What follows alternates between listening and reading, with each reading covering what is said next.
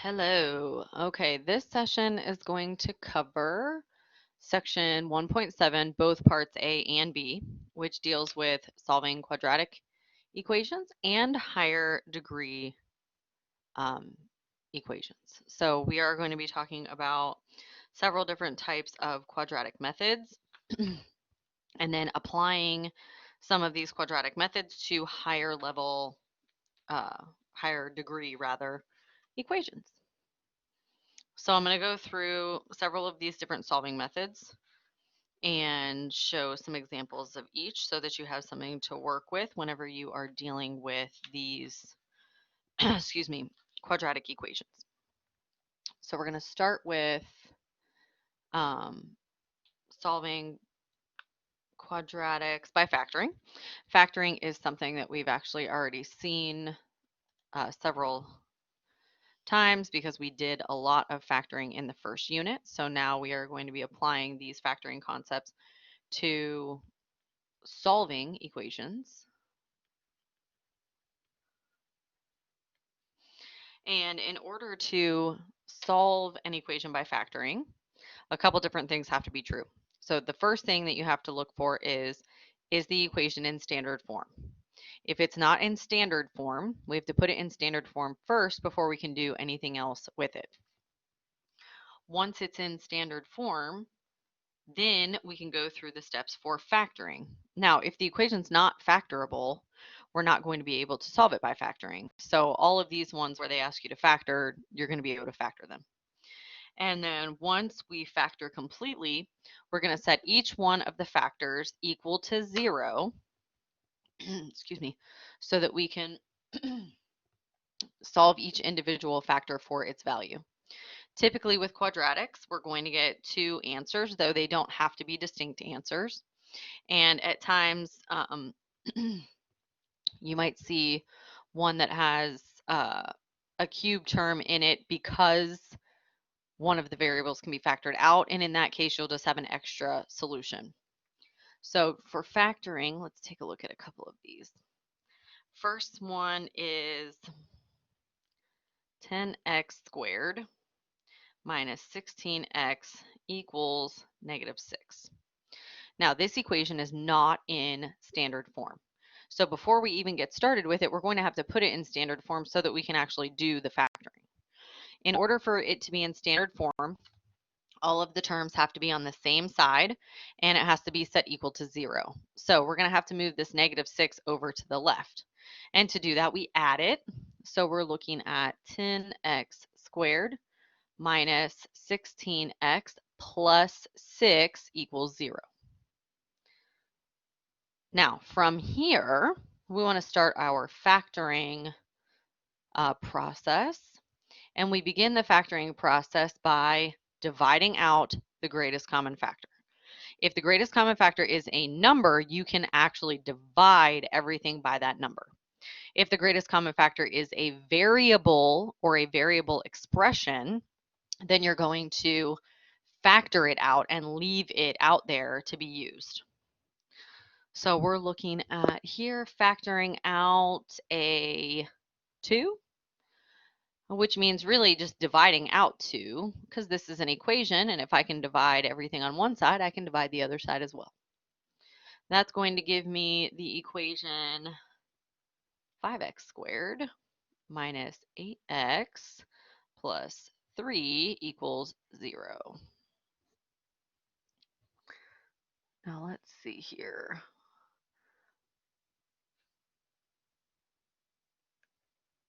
Now that that guy is gone, there we go.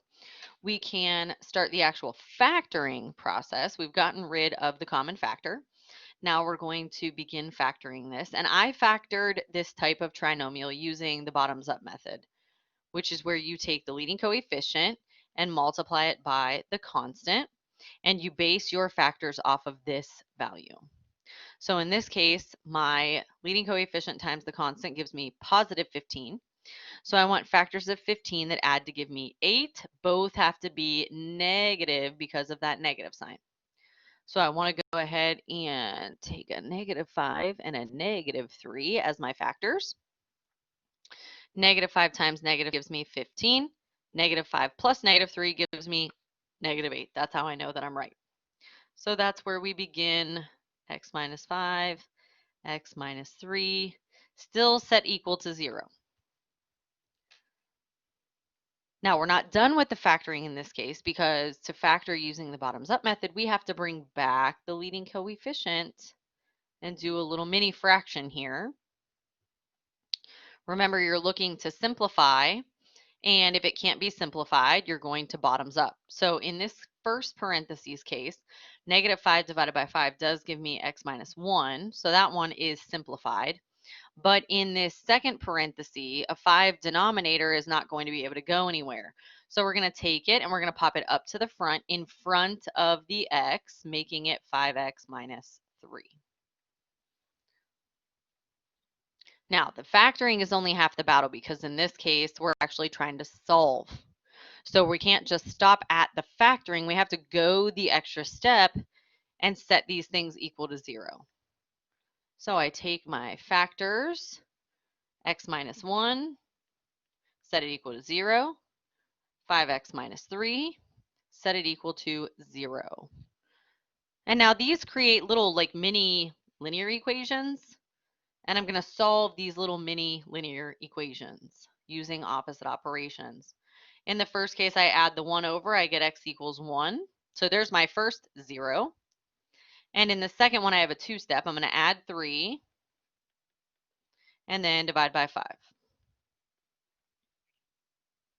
Now, typically when you put these into the computer for your answer in HOX, you're going to put them in separated with a comma. Do not put parentheses around them, because then it is reading it like an ordered pair. And these are not ordered pairs with each other. They're technically ordered pairs with 0, 1, 0, and 3/5 0. But when we put them in, we can just put them in like this. If they ask you to put them in as ordered pairs, you can put them in as 1, 0, and 3/5 0, but it will just depend on how they ask you to put your answers in. But these technically are the zeros, so they can be written as ordered pairs. So there's one example of factoring. Let's do another example of factoring. Let's do, for this one, let's do 15x squared equals 3x. Now, this equation is still not in standard form, so we have to get it in standard form first. Again, that means we need all of the terms in descending order set equal to 0. So I'm going to subtract this 3x over. That gives me 15x squared minus 3x equals 0. Once again, we have a GCF. However, this time the GCF is a variable expression, so we can't divide it out and throw it away like we did with the number. We have to actually factor it out and leave it there. So the GCF between these two terms is 3x. So I take a 3x and divide it out to the front. I'm left with 5x minus 1. Now this is complete factored form. So I'm going to take each one of these factors, 3x equals 0, 5x minus 1 equals 0, and we set both of them equal to 0, creating two little mini linear equations. And then once again, we're going to solve. So we divide by 3, x equals 0, and that's okay. You can get 0 as one of your zeros. And over here we add 1, 5x equals 1, and divide by 5, x equals 1/5. And there's my two solutions. So that's your first method, solving quadratic equations by factoring. There are several more methods that we are going to go through. The second of which being the square root method or square root principle, depending on what book you're using and what it says. But in this case, I call it the square root principle, so I guess that's just what I'll call it. In this case, we're doing square root principle. Or not like that. Principle. Like that, like a rule. Oh my gosh. All right. Now, the only time that the square root principle works is if you have a binomial with the x squared term and the constant term. If you have that middle b term, this method is not going to work. This is only for binomials with the x squared and the constant. Now, the square root principle is actually really easy to use. It's nice. What you want to do is isolate the x squared term, or the square term in it, and then take the square root of both sides, simplifying as much as you can. Now, there's two different types of these that we're going to see. The first one, pretty easy to handle. It has something like, excuse me, 3x squared equals 21.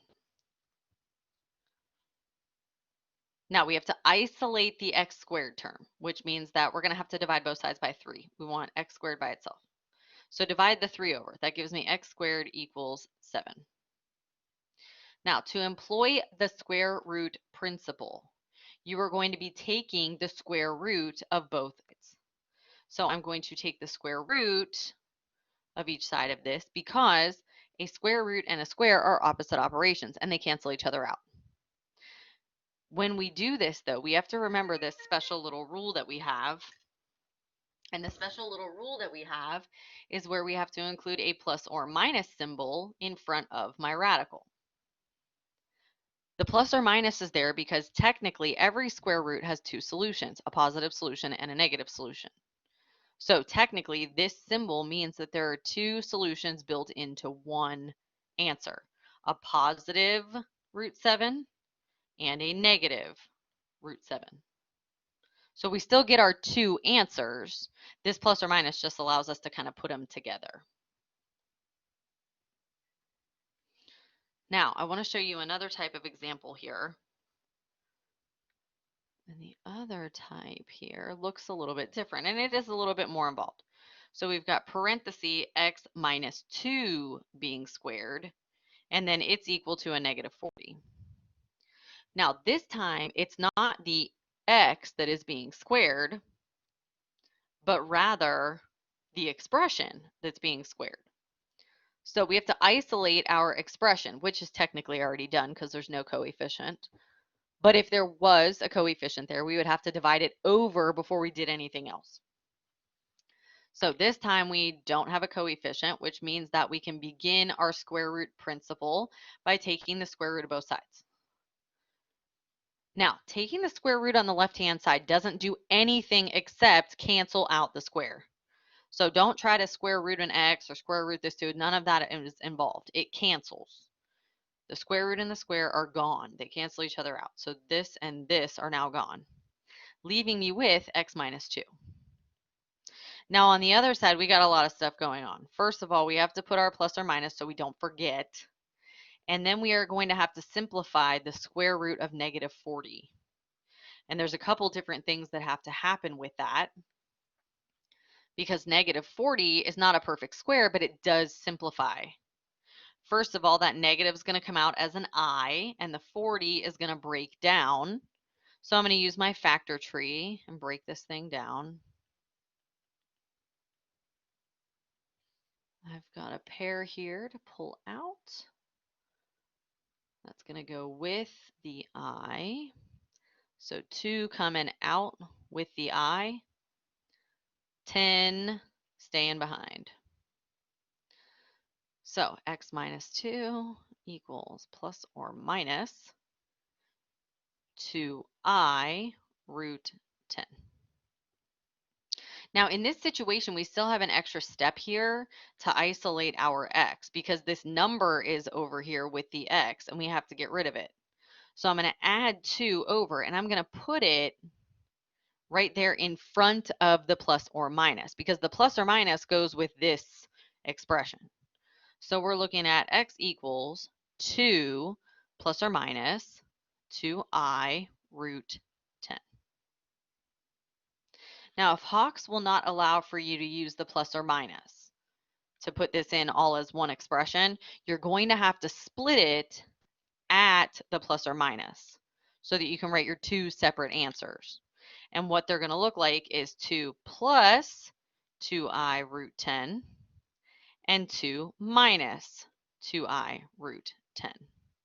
So if it allows for you to put the plus or minus in there, great, go ahead and do it. And if it doesn't, then you're going to have to separate it and have them separated out. So it'll just kind of depend on what it will allow. But I have seen it allow for this plus or minus symbol before.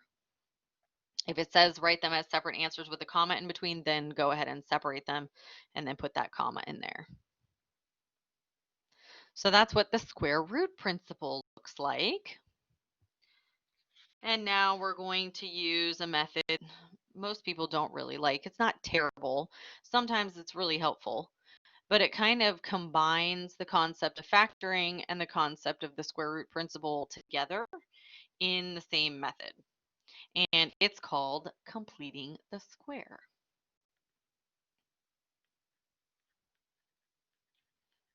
Now, completing the square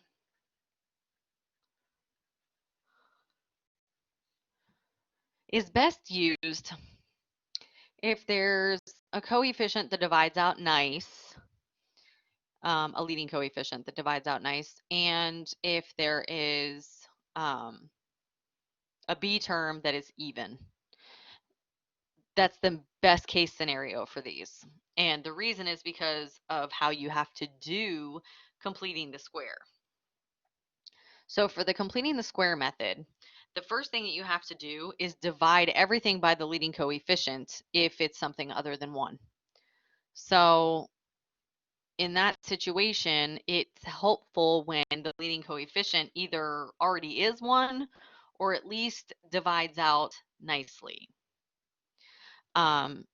The second thing that is, I guess, best case scenario is if your middle term is positive, not positive, even, because if it's even, it works out nicer whenever you're doing the completing the square part, because you have to divide it by 2. And so if it's odd, you can't divide it by 2 nicely. You get a fraction and you have to work with fractions. So I'm going to show you one that divides nice and everything looks really nice, and then I'm going to show you one that doesn't so that you can kind of see what I mean by this. So we're going to start with 3x squared plus 12x plus 18 equals 0. Now, regardless of whether or not it actually divides nicely, you have no option. There is a leading coefficient. You must divide everything by this leading coefficient, whether it turns everything nasty or not. So we begin by dividing everything here by 3. We're trying to get rid of this leading coefficient. So we're looking at x squared plus 4x plus 6 equals 0. Now, in this case, it made it just nicer looking. And now we can begin completing the square.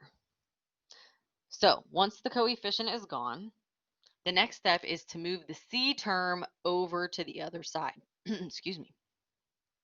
When I move the c term over to the other side, it's going to leave a blank space here where it used to be, and I'm going to actually leave that space there. So I'm going to subtract this 6 over. X squared plus 4x. I'm going to leave a space because I'm going to fill it in, and I'm going to move the 6 subtracted over, and I'll put a space next to him too, because whatever you do to one side, you're going to do to the other side as well.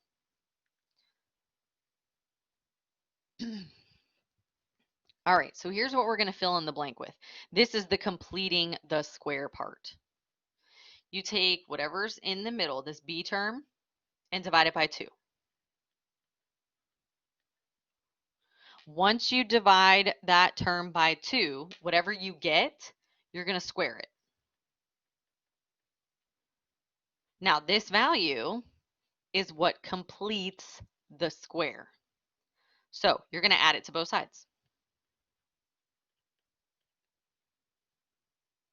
The whole purpose here in this completing the square stuff is to get something on this side, the left side here, that is a perfect square trinomial.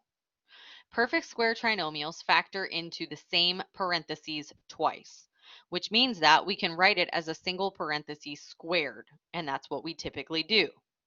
So for example, x squared plus 4x plus 4 factors into x plus 2, x plus 2. Hint, it's whatever this number is right here. So I can write it as x plus 2 squared. On the other side, I just combine like terms. So this is negative 2 over here. Now, this expression here that we see looks very similar to the second example we did in the square root principle. We have an expression squared and a number. So to isolate, we're going to have to square root both sides. The square root on the left cancels the square, leaving me with x plus 2.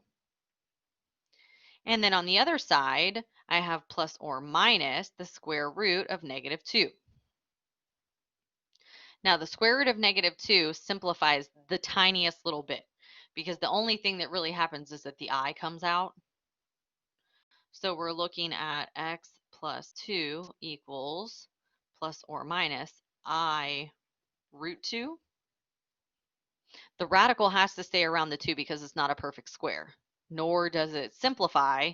So there's really nothing else that we can do except leave it under the radical. But that I is going to come out, and you do pull that out because you can't leave negatives under your radicals because they're not real in that form.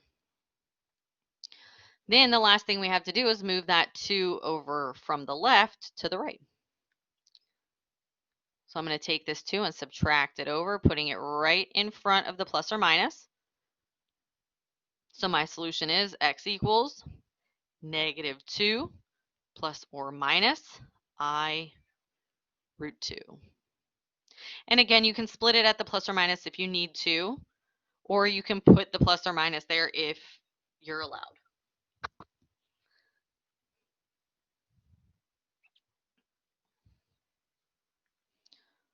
All right, I want to put an example on here, and this one is not going to be pretty.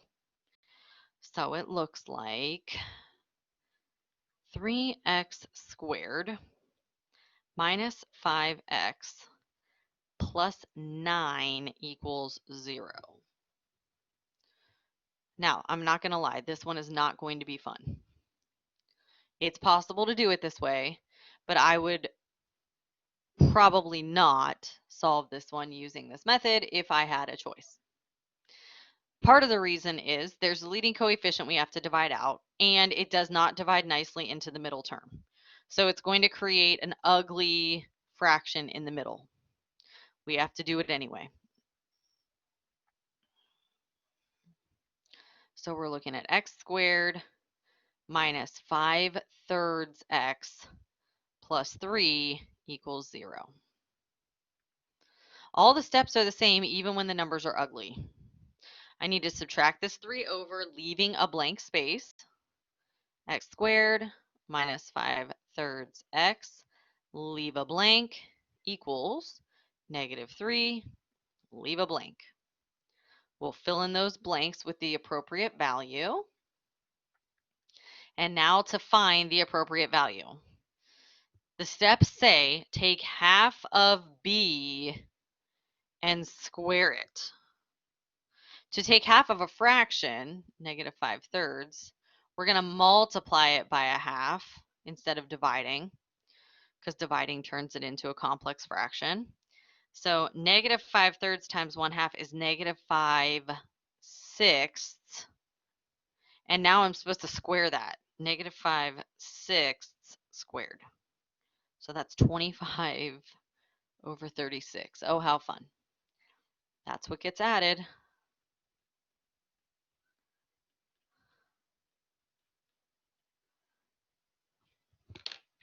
Okay, so now I have to dig out my calculator because I'm going to have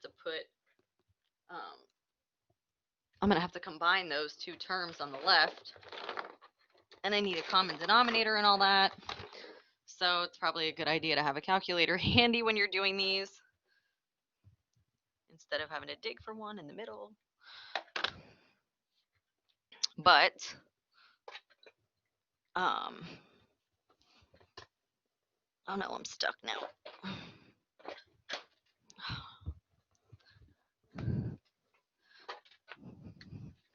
Let me get situated. There we go. If you guys saw my office I was rolling around in right now, you'd probably laugh because it's such a disaster. Okay, sorry. Let me find my pen. All right. So now, let's see here. I've got to factor the left-hand side. And remember, this value right here is the key value. So especially when these fractions come into play, it's kind of hard to imagine what you're supposed to use. It's whatever half of b was. So the left-hand side factors into x minus 5/6 squared. The right-hand side I have to combine. So I'm trying to combine -3/1 plus 25/36. I need a common denominator, which is 36. So I'm multiplying the left-hand side by 36/36. And -3 times 36 is -108. Yes, I couldn't do that in my head right now. Plus 25/36. Oh gosh. So -108 plus 25 is -83/36. Oh my gosh. So that is what's over here. Oh, ugh. My gosh. All right. So again, even though this number is hideous and awful, we have to employ the square root principle. Square root both sides. The square root and the square cancel on the left, x minus 5/6. On the other side, plus or minus square root -83/36.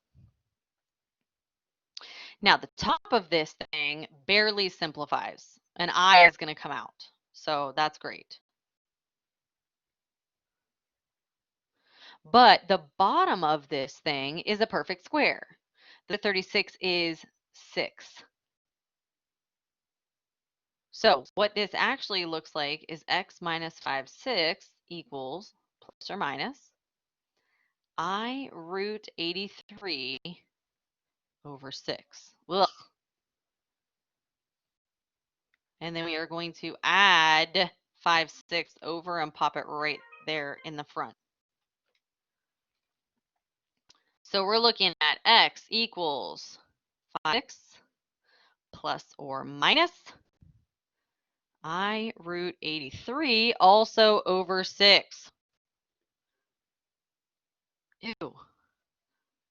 But that's it. That's your final answer. All right. My department head keeps calling. That's why my phone keeps ringing. So I'm going to pause here and we'll make this part 1. And then I'll do a second video that's part 2. And it will have the quadratic formula plus the higher level polynomials in it so that you can see that stuff too.